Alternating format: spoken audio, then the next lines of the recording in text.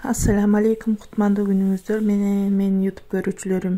Баарыңыздарга кутмандуу берекелүү күн каалайм. Ар бириңиздер үй бүлөңүздөр менен аман болуңуздар.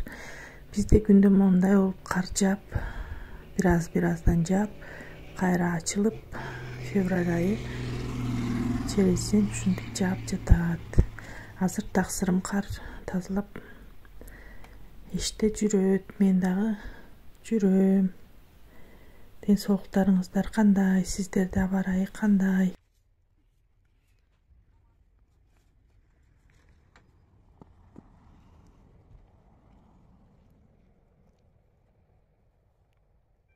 Колуңду алып койбойсуң.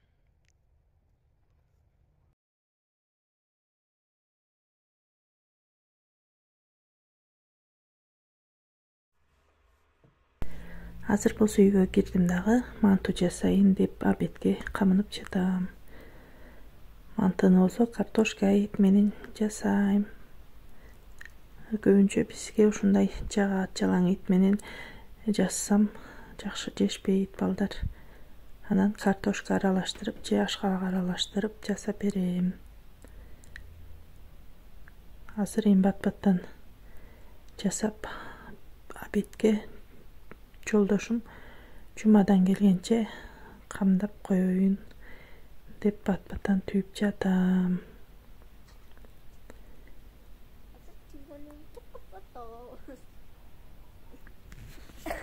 Бүгүнкү жумаңар мубарек болсун.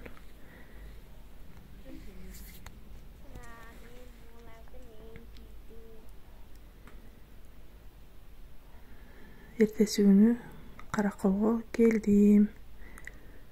Таксырым ушинтип Караколго квартирага келип турат. Черезден мамашаны больницага алып кетип турат. Бүгүн мени жүрүмен менен чайыштып бияка ала келди.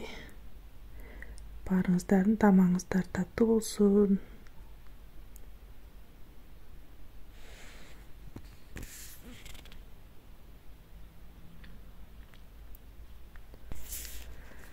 Кыздар, мен бүгүн болсо азыр булочка жасайын дедим. Булочка борсуктун камырын жууруп жатам. Анткени эртең биздин үйгө коноктор келет. Жолдошумдун папаша, мамашасы, бир туугандары жана тайлары. Анда эмесе мен менен бирге болуңуздар.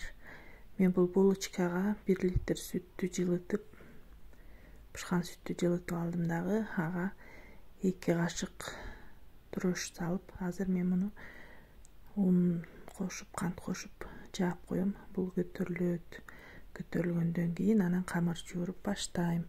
Сиздер булочканын рецептин кандай кылып жасайсыңар? Мага керектелүүчү азыктар 3 жумуртка, 7 кашык кант, 10 кашык эме салдым буга, апарага 10 кашык un салдым. Анан жарым кичинекей кашык менен туз салдым. Анан кант салдым 7 кашык. Бул апара көтөрүлдү. Жарым саат коюп койсом, момундай болуп ачыды. Эми буга мен 3 жумуртка, 2 пачка ванилин жана суу, май 1 кичинекей чыны. Анан un канча алышына жараша жуурам. Анан 1 сааттайын жасап баштайм.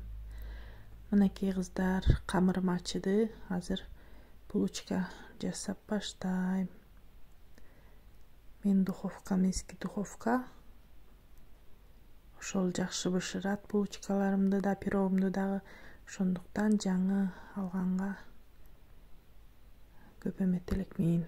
Мунун бузулса же иштебей калса, анан жаңы алам. Мынакей булочкамды да бышырып, борсомду да бышырып, чуркап жүрөм. Мага кызым таксырым жардамдашып атат. Борсокторубуз аябай сонун бышып атат. Мындай жуп-жумшак болуп. Буга мен бир пакетик маргарин коштум.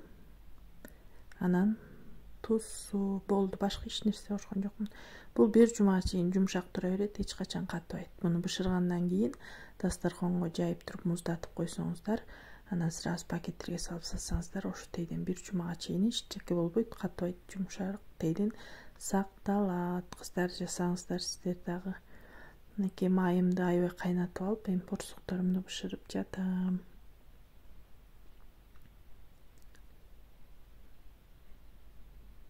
Биздин кыргыздын эң эле сыйлуу токочубуз ушул борсок жок бизде.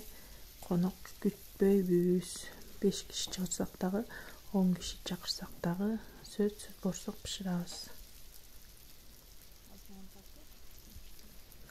Менин каналыма катталып, комментарий жазып туруңуздар, кыздар. Көргөнүңүздөргө чоң рахмат. Менин подписчиктерим 95% адамдар подпискасы жок эле көрүшөт экен. Сураныч. Подписка деген кнопкасын басып, коңгуроо бар жанында, аны басып койсоңуздар, мен жаңы видеолорум чыккан сайын көрүп турасыздар. Кызым болсо мындай кесип берип атат борсокту. Мен бышырып атам.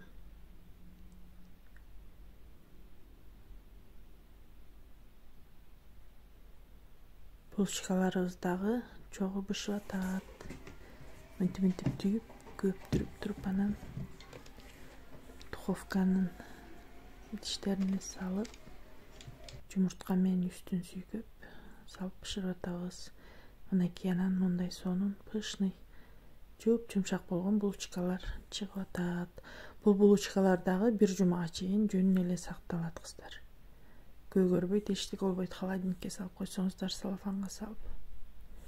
Азыр эми кыштын күнү холодильникке салбасаңыз деле мурзабойго алып кирип койсоңуз, өтө сонун сакталып тура берет.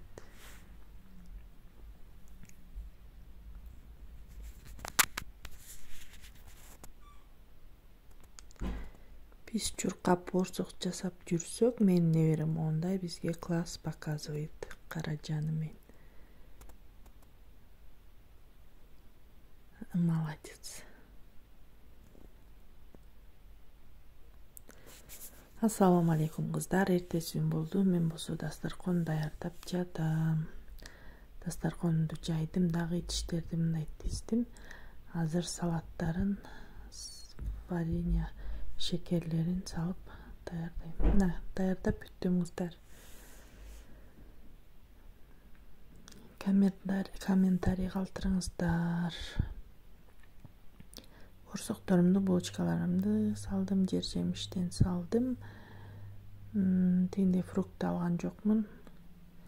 Анткени бизде алсаң үйгө киргенде бир жүрүшүп үйшүгөн сыяктуу болуп, бир башкача болуп калат. Суусу агып, ошондуктан фруктты койбой эле конфет, печенье, жер жемиш, нан-пан менен коноктозом азыр. Келер мал болуп калды. Мынакей конокторубуз да келди. Үй азыркы убакта муздак болгондуктан холго эле стол даярдагам. Кенен эле батышты буюрса. Азыр плов менен этин берем. Тамагым да даяр болуп калды.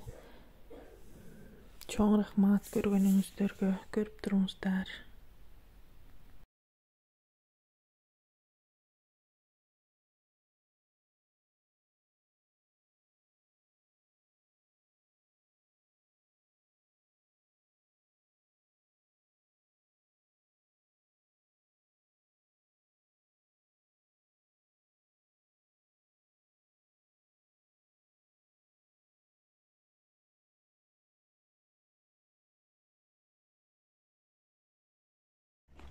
Мен коноктодум деп чуркап элге даярданып жүрсөм, мындай сюрприз бизде.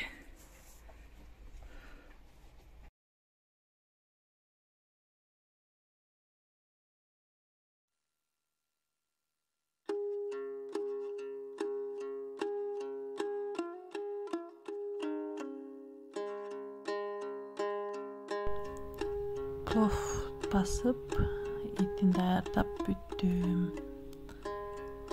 Азыр пловум демдеп койдум. Азыр эми экинчи конокторум келет. Азыр досторубуз келет, досторубузга бир чындан чай берем. тамагын берем. Барыңыздардын тамагыңыздар таттуу болсун.